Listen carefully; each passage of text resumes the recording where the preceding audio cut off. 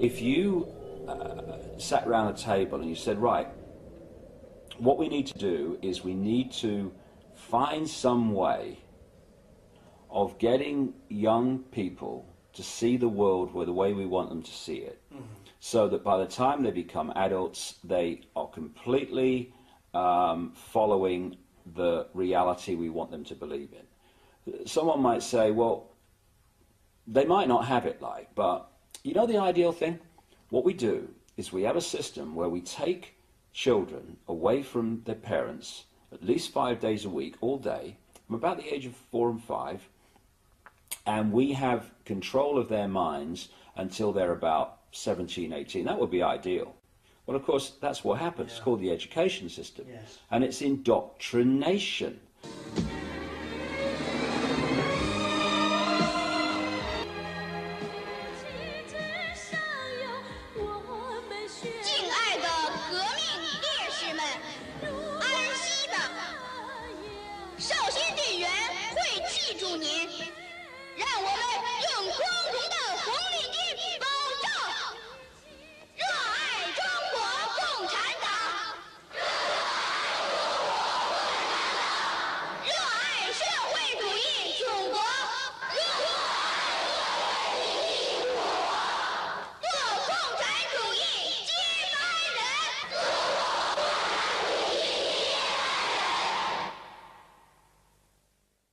The whole system, because we have two hemispheres of the brain, the left brain, which is about words and this world reality and, you know, the perception of this reality.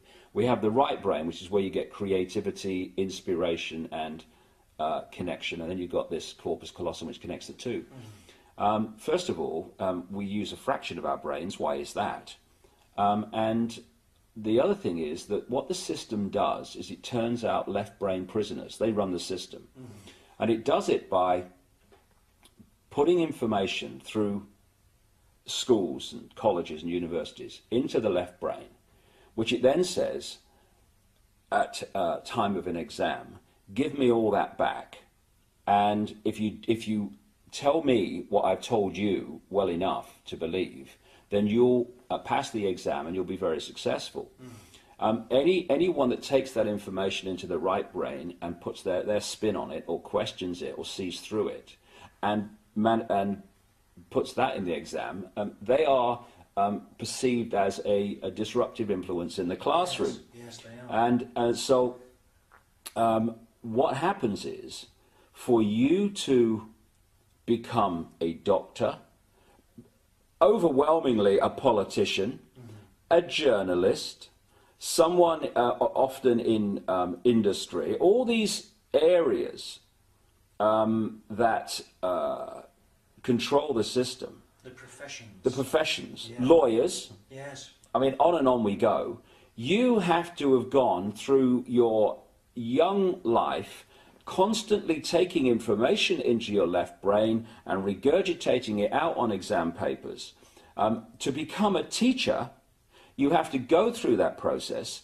Then you go through teacher training college, where you're taught how to do it to others, and then you're let loose on the children. Yes. The whole system is run by left brain prisoners. And if you look at the school system, things like music and art that stimulate this side of the brain, the uniqueness, they are constantly cut back in favor of left brain curriculums. And this is systematic. I have to get this over to people.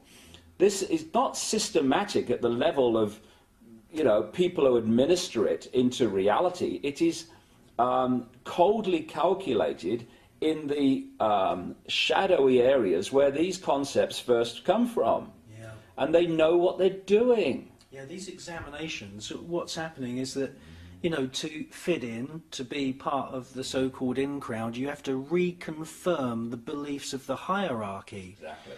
And talking about, you know, the economy and debt, this is what this is about. Debt is control. So let's get young people up to their neck in debt, massive debt, which they then spend the rest of their lives paying off.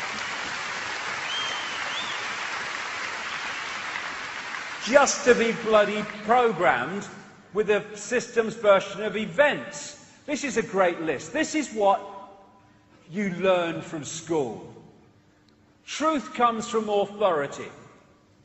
Intelligence is the ability to remember and repeat. Accurate memory and repetition are rewarded. Non-compliance is punished. Conform intellectually and socially.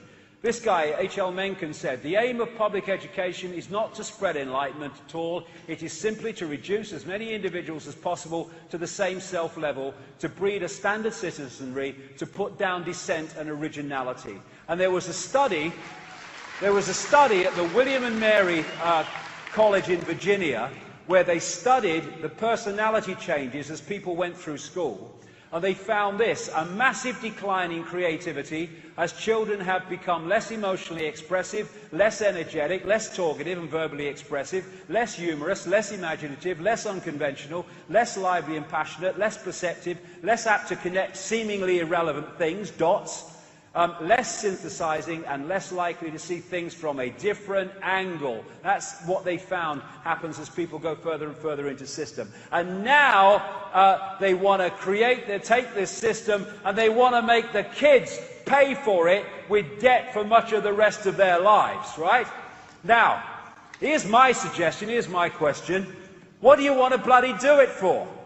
What do you want to do it for? Why do you want to go through this system and have them tell you what you must think about every bloody thing, and if you don't tell the exam paper what it's told you to believe, then you won't pass? Why is it the done thing that you go through school, kitty kitty, and then you then have to go to university? Oh yes, you go to university, that's what you have to do. Oh, you've got a chance to go to university and you're not taking it. Oh, you're crazy. Oh, I'm not speaking to you anymore and I'm your father. And all this bollocks, right?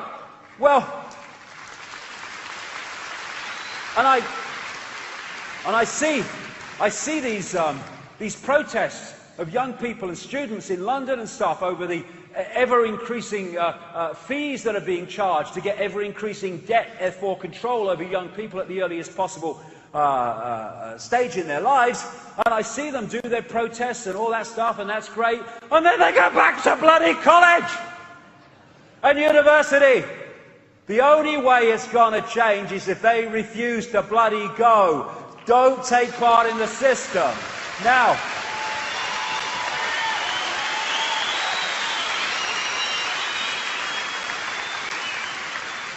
and then they say, well, I won't get a good job if I don't go to university. I know university students are packing shelves in supermarkets.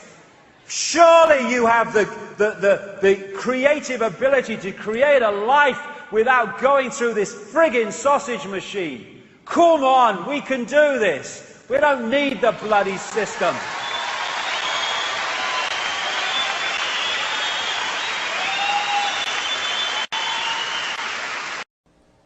What we're going to look at today is what comes out of this manipulation of the human mind.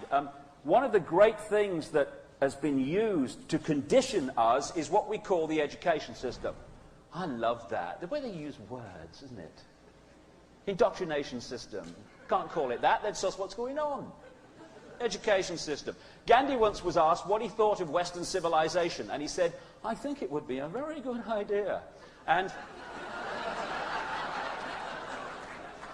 the way the education system works, I think it would be a very good idea if we had some, is to turn people into left-brain prisoners.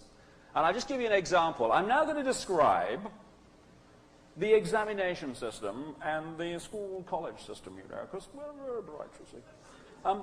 What you do, as conventional science has accepted and the whole thing, that we have two sides of the brain. One, that's logic, worldview, the left brain, physical worldview, intellect.